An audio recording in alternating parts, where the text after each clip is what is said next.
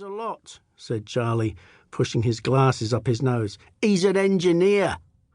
The canopy of wild oak and elm above was broken where we had stopped, and the heat immediately ate into my skin in a way that made me feel immortal.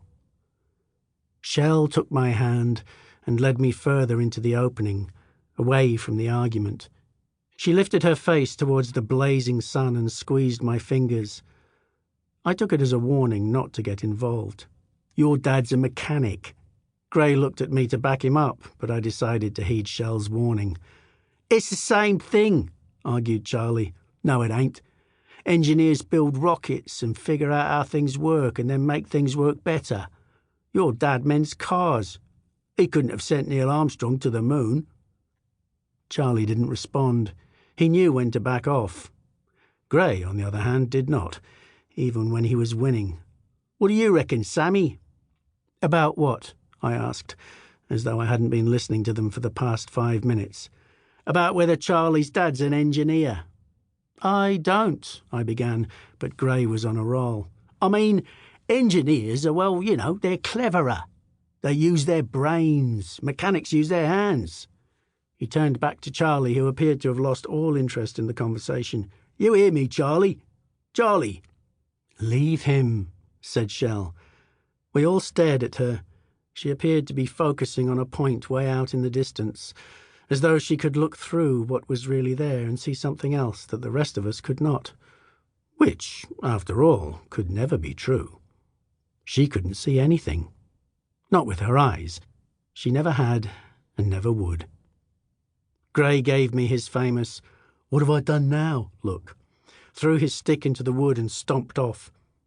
Shell tapped my ankle gently with her white cane and gave my arm another squeeze.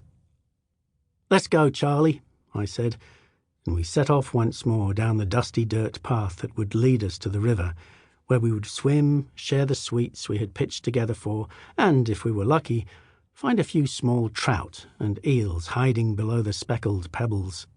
"I suppose nobody knows everything," conceded Charlie. "Turd," said Gray from up ahead. "Heard that," said Shell. 2. The path to the river led past the Old Quarry.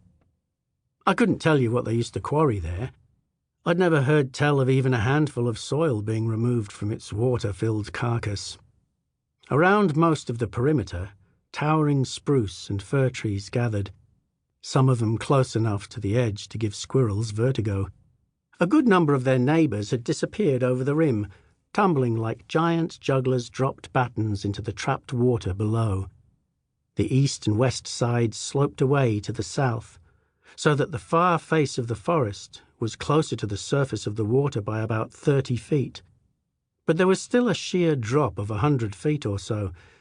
It was a part of childhood training in these parts to be warned to stay away from the edge of the Old Quarry. Parents constantly reminded us of the dangers of mixing gravity with carelessness. We came out of the wood into the clearing, where nothing seemed to grow. It was odd. Trees could be seen all around the quarry, right up to the edge. But here, on the very north side, there was nothing. Just dry, cracked earth and hard rocks. Somewhere, a wood pigeon took its leave of a tree with a flutter and a coo. "You think anybody could climb down there?" asked Charlie. He was squinting into the distance, standing about 10 feet from the edge. Most of the sides were sheer drops, but here and there were small ledges jutted out like mutant teeth.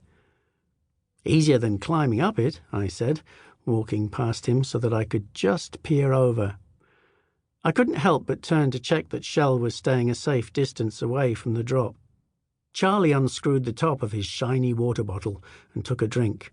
"I could do it," said Gray, strolling up beside me. I had a sudden fear that he was going to do the "gotcha" trick, pretending to push me over the edge. I took a step back and turned to face him. Part of me knew where this was going. Gray was a natural tree climber, seemingly born without the fear gene. About 2 years before, he had scaled the outside of Mrs. Sullivan's house, using only the drain pipe, the mortar between the bricks, and the smallest of geometrical